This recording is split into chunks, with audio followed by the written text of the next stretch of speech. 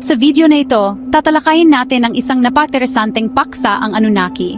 Sino nga ba sila at paano sila nabuhay noon? Tara, simulan na natin! Ang Anunnaki ay mga Diyos mula sa sinaunang mitolohiyang Sumerian. Ang kanilang pangalan ay nangangahulugang mga mula sa langit, at sila raw ay bumaba sa lupa para mamuhay kasama ang mga tao. Sinasabing sila raw ang mga nagtatag ng unang sibilisasyon sa Mesopotamia na ngayon ay tinatawag nating Iraq. Ayon sa mga sinaunang teksto at epiko, ang Anunnaki ay napakahusay sa teknolohiya at agrikultura. Sila ang nagturo sa mga tao kung paano magtanim, magtayo ng mga gusali, at maging mga astronomer. Ang kanilang mga kaalaman ay tila lampas sa panahon nila na nagdulot ng mahakahak na baka sila ay mga dayuhan mula sa ibang planeta. Sinasabing ang Anunnaki ay may hierarchical system.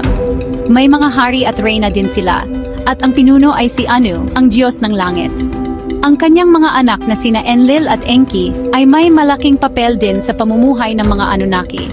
Si Enlil ay ang Diyos ng hangin at lupa, samantalang si Enki naman ay ang Diyos ng tubig at karunungan. Napaka-interesante rin ang mga artifact at archaeological na ebidensya na nauugnay sa Anunnaki.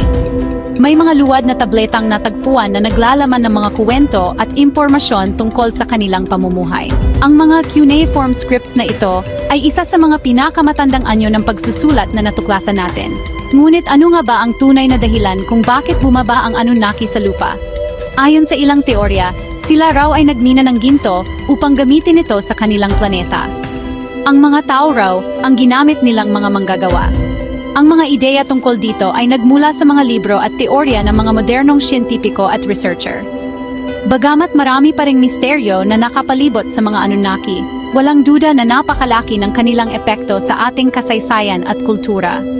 Ang kanilang mga kwento ay patuloy na nagbibigay inspirasyon sa mga mananaliksik at historiador sa buong mundo. Salamat sa panood, mga kababayan!